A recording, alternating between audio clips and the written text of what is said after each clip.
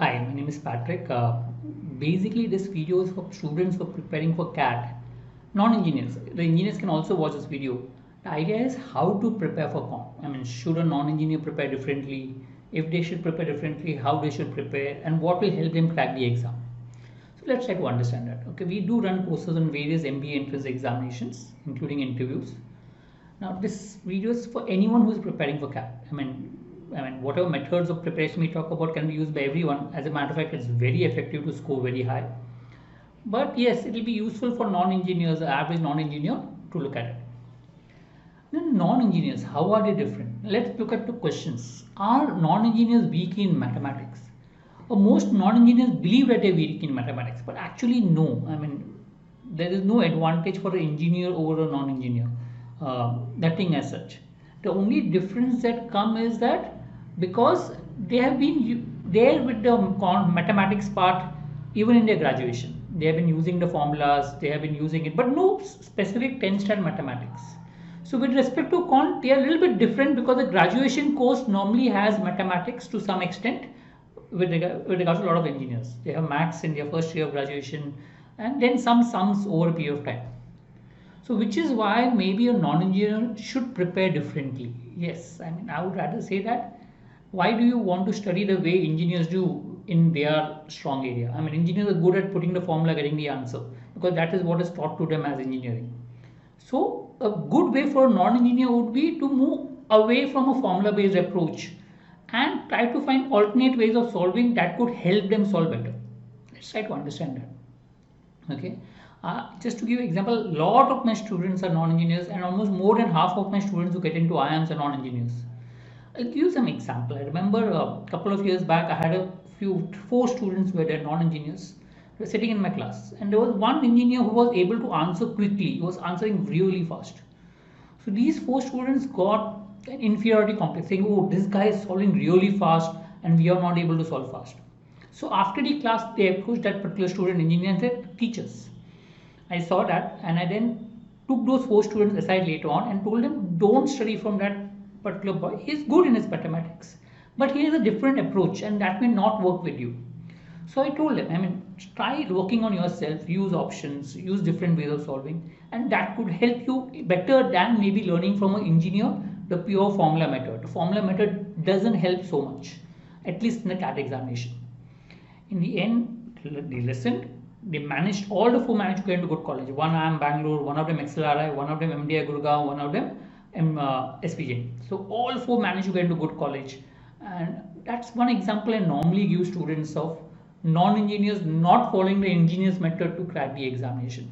You need to have your own methods, and if you have your own methods, you will tend to do well in mathematics. That is important. Learn the right methods. So what is the strategy? I'll give you a strategy of one of my students who managed to crack IIM Ahmedabad, non-engineer.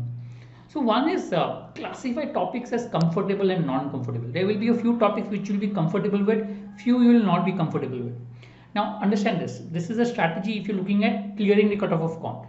If you're planning to gain high percentile like 99.5 in the Quant section itself, then maybe you have to focus on almost all topics of Quant. But yes, you say I want to score a 94, 95 percentile in Quant, clearly get a good and maximize my score in other sections, then this strategy should work. So find topics that you're comfortable with. These topics should actually cover at least 15 out of 22 questions. That means when you see the questions in the examination or a mock, you should be able to solve 2/3 of the paper in the examination. I mean, at least be comfortable with that topic, not necessarily solve. Okay. From that, maybe you should be able to get answer or solve 8 questions out of and get at least 7 correct. That will help you to get whatever 94, 95 percentile as far as CAT22 is concerned. The numbers will change, I mean, every year, but yes, you should be able to or comfortable with 2/3 of the topics that come in the exam or 2/3 of the number of questions. So which means if I have 24 questions in the examination, I should be comfortable solving 16 questions. Okay. From that, maybe when I solve, I should be able to get 10 questions and get maybe 8 or 9 correct. That's how it goes. So I had a student this year. Actually, he had negative marks in Quant till 1 month before the CAT examination. So he changed his strategy. He did this. He looked at all the questions and focused on only a few topics which he is comfortable with. That could cover 2/3 of our topics. Rest of our topics, he said, I will not take it seriously. But he focused on these topics. ensured that he practiced those, ensured that his strategy was to identify easy questions. So in the actual exam, he was able to identify 8 questions and get 7 correct and managed to get a 94 percentile. Overall, he scored 99.8 because he was very good at verbal and managed to get into IMA, non-engineer. So have a proper strategy. A good strategy will make a lot of difference in your scores. Also have a right method to solve. I mean, when you're talking of method, focus on non-traditional method. As far as possible, use options if possible. Normally, I say that whenever you see a question, always read the options. I mean, your question reading is not complete till you have read the options. A lot of people don't read the options. As a matter of fact, there are a lot of hints in the option, and if you're able to find the hints, you should be able to solve the questions well. Other methods like substituting values, substituting simple values, all these methods are there.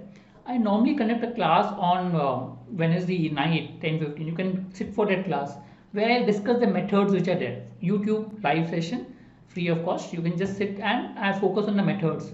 You can also look at Road to 100 videos, etc., where I talk about different methods which are there. Rely less on formulas and more on logic. The more you rely on logic, the better it is. I remember again one more student, non-engineer, really weak in mathematics, used to get negative marks, couldn't solve anything. The key was then focus on trying to pick up a few questions, getting the right method. So 3 or 4 questions, getting the right method and getting the right marks. So managed to get 80 percentile in the examination in the quant section. Overall 95 plus, managed to get into MDI good come. The key is to strategize and plan and a right method. I mean, she could find it difficult to use formulas, so she normally uses options. It is a habit creating. The moment you can create a good habit, that will help you. It will take some time, so you need to have patience on that. But once you create a good habit, that will help you to score better. Right? Hope this helps. Thank you. If you read any other videos or any other guidance as such, please put in the chat box and I will try to help you. Thank you.